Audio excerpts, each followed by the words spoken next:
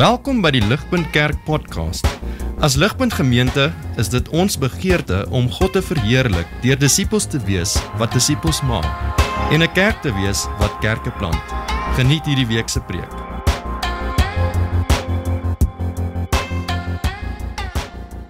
Vriende, seker een van die bekendste Kersliedere daar buite, is daai liedjie Joy to the World. Ek dink ons almal ken die song Joy to the World. Dit was geskryf deur 'n ou met die naam van Isaac Watts in 1719. En baie mense besef dit nie, maar daai lied is eintlik gebaseer op Psalm 98. En ek sê jou regtig aanspoor om 'n bietjie te gaan lees deur Psalm 98 en om so te hou by die liedjie Joy to the World. Hier is die woorde, dit behoort op die skerm hier agter my te wees. Die eerste 2 verse van die oorspronklike weergawe van Joy to the World. En lees dit gou saam met my daar.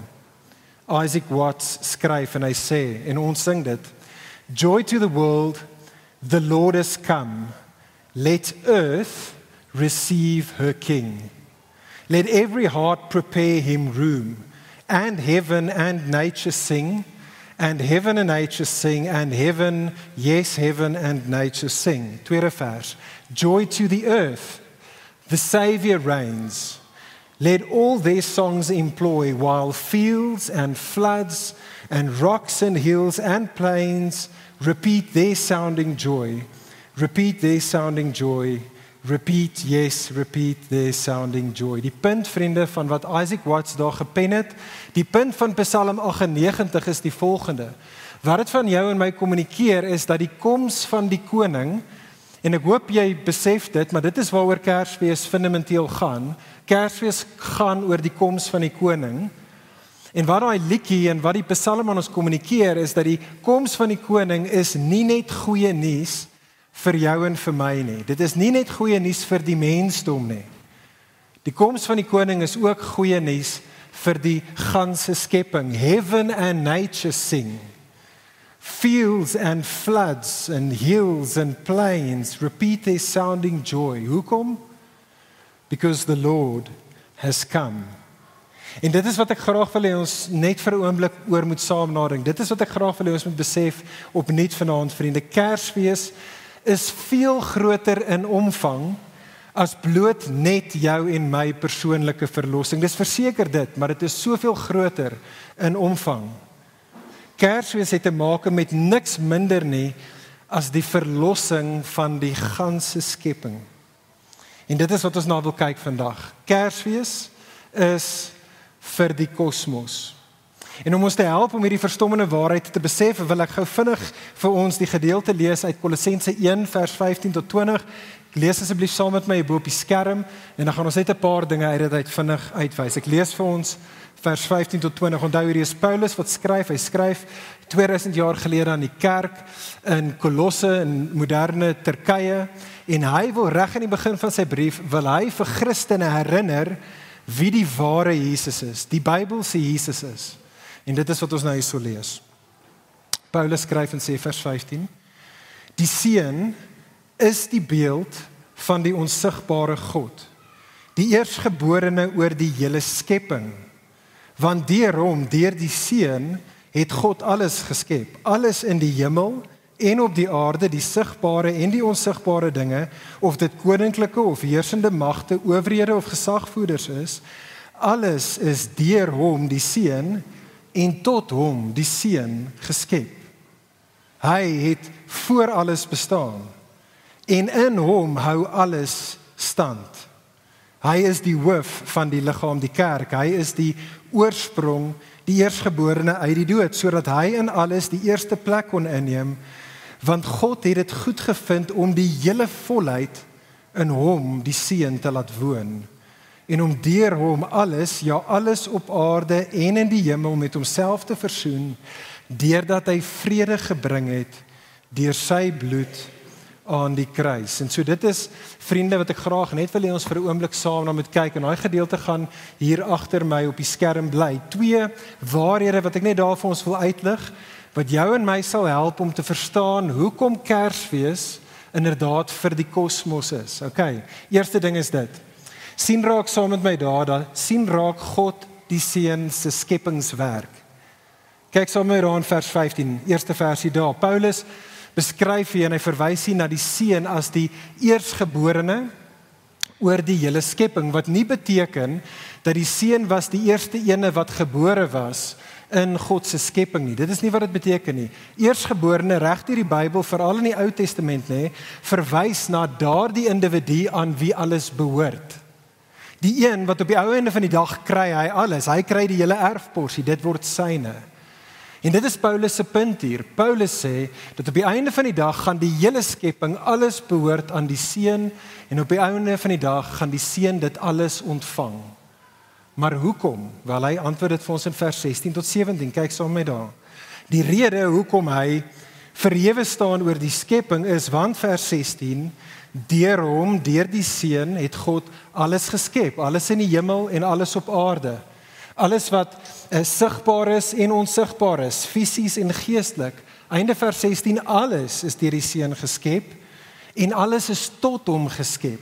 Of jy kan dit vertaal, alles is vir hom geskep. Inderdaad, vers 17, hy die seun het voor alles bestaan, so voor die skepping daar was hy reeds, want hy was van alle ewigheid af. Hy het voor alles bestaan en in hom hou alles in stand. En vriende, ek wil net hier so stop, soos wat ons vandag hier saam is. Hier is altyd die gevaar, wanneer ons so by mekaar kom, veral ons wat uit 'n kultuur, Christendom sirkels uitkom, en ons is gewoond aan kerkstaf, en ons is gewoond aan kersangdienste, is dat ons kan dit mis. En so ek wil jou vra vandag, kan ek jou persoonlik vra vandag, is hierdie seun, wat Paulus hierso beskryf in Kolossense 1 vers 15 tot 17, is daardie seun jou prentjie van Jesus?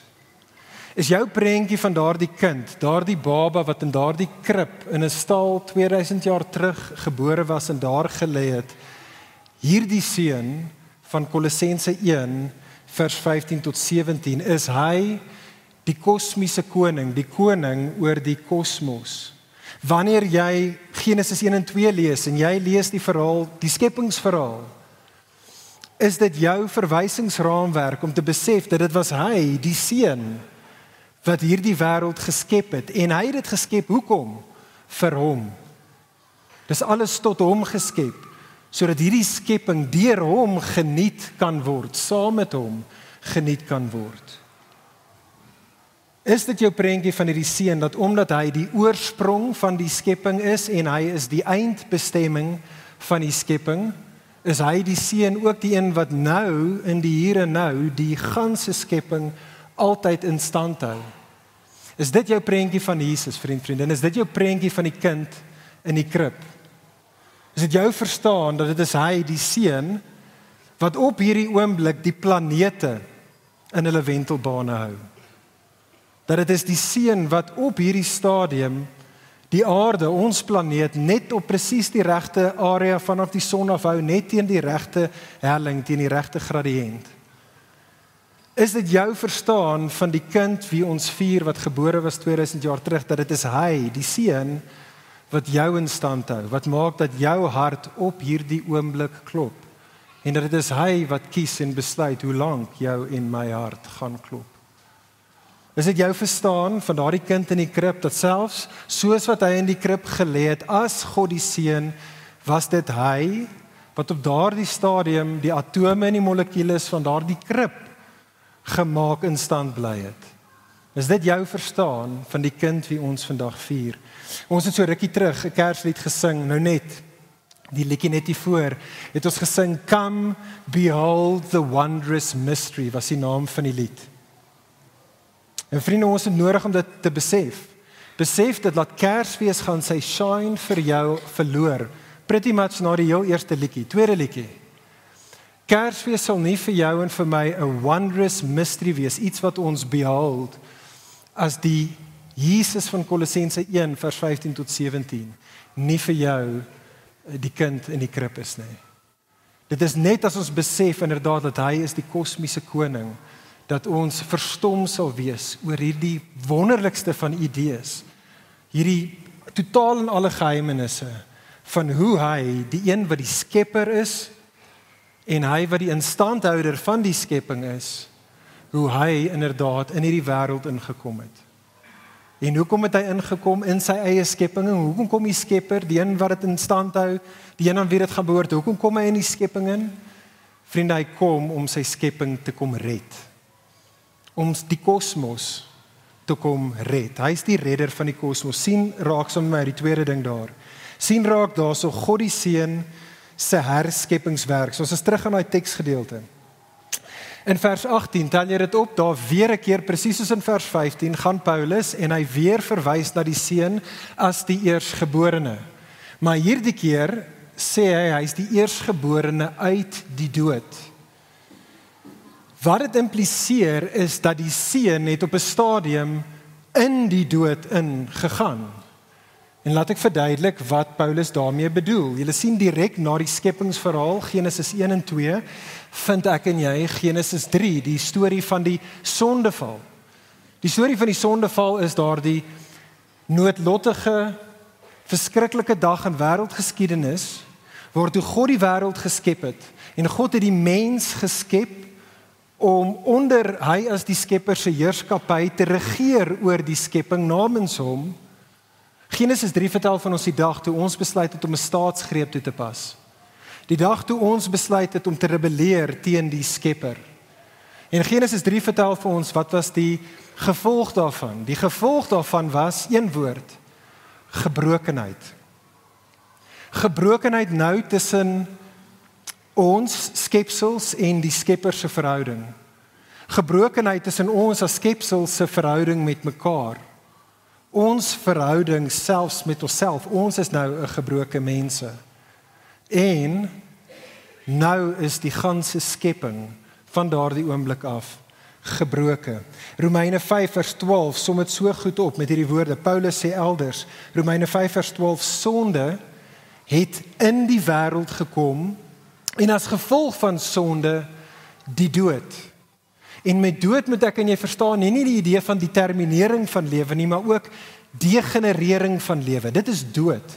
Alles is besig om dood te gaan. Fisies en geestelik, alles is besig om net te degenereer. En dit is, vriende, hoekom Jesus in hierdie wêreld ingebore was. Dit is waaroor Kersfees gaan. Vriende, Kersfees gaan oor hoe hy wat die skepper is in hierdie skepping inbreek om te kom deel in jou en my doodsbestaan ten einde van die binnekant af te kom en met ons doodsbestaan te kom afreken. En dit is wat ons sien in vers 19 tot 20. Kyk saam met my daar op die skerm. Vers 19 en 20 kommunikeer dit so mooi. Paulus sê, want God het dit goed gevind om die hele volheid in hom die Seun te laat woon. Alles van God wat God maak, die godheid van God was ten volle. Die glas was heeltemal vol, die volheid van God was in die persoon van Jesus in hierdie wêreld het tot vergestalting gekom. Hoekom? Wat was die doel daarmee? Vers 20. En om deur hom, die Seun, alles, ja alles op aarde en in die hemel met homself te versoen, deurdat hy vrede gebring het deur sy bloed aan die kruis. Vriende, stop en dink net gou daaroor. Besef hoe wonderbaarlik is die Kersfees storie. Daar is geen ander God ter wêreld nog ooit soos hierdie God wat ons ontmoet in die Bybel nie. Daar is geen ander godsdiens soos hierdie nie. Daar is geen ander storie soos jou en my storie nie. 'n ander lied wat ons vroeër gesing het, en die woorde sal nou weer op die skerm opkom, is die woorde, who would have dreamed? Who would have dreamed? In die koorgedeelte het ons gesing, who would have dreamed or ever foreseen that we would hold God in our hands? The giver of life is born in the night, revealing God's glorious plan to save the world. En vriende, dit is die storie van Kersfees. Kersfees is inderdaad vir die kosmos. En hierdie waarheid, vriende, wil ek net hê, soos wat ons afsluit, is daar 2 implikasies van dit vir jou en vir my. En ek wil dit vir jou sê, vriende, want ons is redelik op hierdie stadium van die jaar en in die wêreld waar ons osself nou bevind, is ons redelik 'n hopelose mense, is ons nie. En wat Kersfees aan jou en my kommunikeer, soos wat ons spesifiek daar dink vandag, Dis vriende, daar is blywende hoop vir jou en vir my. Daar is ware hoop vir jou en vir my, vir ons as gebroke mense in hierdie gebroke wêreld. Eerste ding, hier's 'n uitnodiging vir elkeen wat hier 'n gebroke mens is vandag. Hier's die uitnodiging vir jou en vir my. Vriendin, daar's hoop vir jou. Daar's hoop vir my, daar's hoop vir ons. Want die koning van die kosmos het gekom. Kan ek jou uitnooi, kom en ontvang vandag opnuut hierdie grootste van geskenke wat God hierdie Kersfees vir jou en vir my voor ons hou. Ons het dit gesê in daai woorde van Joy to the World in die begin. Het jy gehoor wat Isaac Watts ons tot uitnooi het gesê, let every heart prepare him room. Kan ek jou uitnooi om vandag die geskenk wat God en Jesus vir jou gee te ontvang en daai geskenk se wrapping af te haal en om te ontvang. Kom ons maak ons harte inderdaad oop. Met ander woorde, ons laat toe dat Jesus inderdaad ons koning wees. Kom ek en jy kom en kom ons bid op hierdie oomblik. Kan ek jou uitnooi om hierdie gebed te bid op jou eie, selfs nou of dalk later vandag, maar kom ons bid en ons sê Jesus, dankie. Dankie dat jy wat die gewer van lewe is, dat jy jou lewe gegee het vir my. Dankie dat jy wat die gewer is van lewe, jou lewe vir my gegee het, sodat ek wat 'n sondaar is, versoen kan wees met die Skepper. En Jesus, dis nie al wat jy bid nie. Hierdie tweede gedeelte is net so belangrik. Jesus, soos wat jy jouself vir my gee, gee ek myself vir jou. Vriende, dit is wat geloof is. Geloof is om te besef dat God het vir ons dit gegee wat ek en jy nie het nie, wat ons nie kan doen nie. God gee homself en met homself alles. Geloof sê, ja asseblief. En God, ek gee myself nou aan jou. Kan ek jou uitnooi om hierdie Kersgeskenk hierdie jaar te ontvang? Laaste ding wat ek wil noem. Die uitnodiging het ek gegee. Hier is die bemoediging. Indien jy hierdie Kersgeskenk opnuut hierdie Kersfees sou oopmaak en ontvang, naamlik Jesus homself. Hierdie is die bemoediging vir ons as 'n mense in 'n gebroke wêreld. Vriende, ek weet nie of jy dit gemis het nie, maar ons land is redelik messed up op die oomblik. Ons land is totaal en al gebroke. Eskom en korrupsie en looting en potholes en COVID en kanker en armoede en mishandeling en egskeidings en ek kan aanhou en ek kan aanhou en ek kan aanhou. Ek hoef niemand hier te oortuig nie. Ons lewe in 'n gebroke wêreld en veral in 'n gebroke land. Vriendin, kan ek jou asseblief tog vir jou vra, moenie die leuen glo wat sê dat jy kan in jou eie krag met jou eie slim plannetjies of jou eie geld die gebrokenheid van hierdie wêreld ontduik nie. Jy kan nie. Jy kan dalk op 'n vliegtuig klim in Amerika gaan bly of in Australië gaan bly. Maar al wat jy gaan doen is jy gaan een lys van gebrokenheid, gaan jy bloot net vervang vir 'n ander lys van gebrokenheid. En op die ou einde van die dag gaan ons almal op 'n stadium sterf. Ons almal gaan ons laaste asem uitblaas. Daar's net een hoop vir jou en vir my en vir hierdie gebroke wêreld en dit is dit. Dit is Jesus, die koms van die kosmiese koning. Laastens vers 18, hy is die eersgeborene uit die dood, wat ook impliseer dat daar is 'n tweede en 'n derde geborene, 'n vierde en 'n vyfde geborene. Die seun het broers en susters wat saam met hom uit die dood uit kan opstaan. En wat hulle ook kan oopmaak eendag in 'n nuwe hemel en in 'n nuwe aarde, in 'n versoende aarde wat deur die kruis van Jesus versoen is, skoon gemaak is van al die sonde en al die gebrokenheid daarvan. Vriende, dit is die boodskap van Kersfees. Dit is die bemoediging vir jou en vir my. Hierdie wêreld is nie as good as it gets nie. Dit word beter. Dit word beter. Maar net as jy die koning van die kosmos ken, mag ons hom ontvang hierdie Kersfees. Kom ek bid vir ons saam.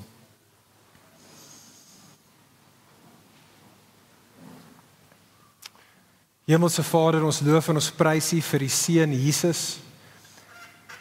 Jesus, ons loof en ons prys U dat U, God die Seun, het mens geword vir ons.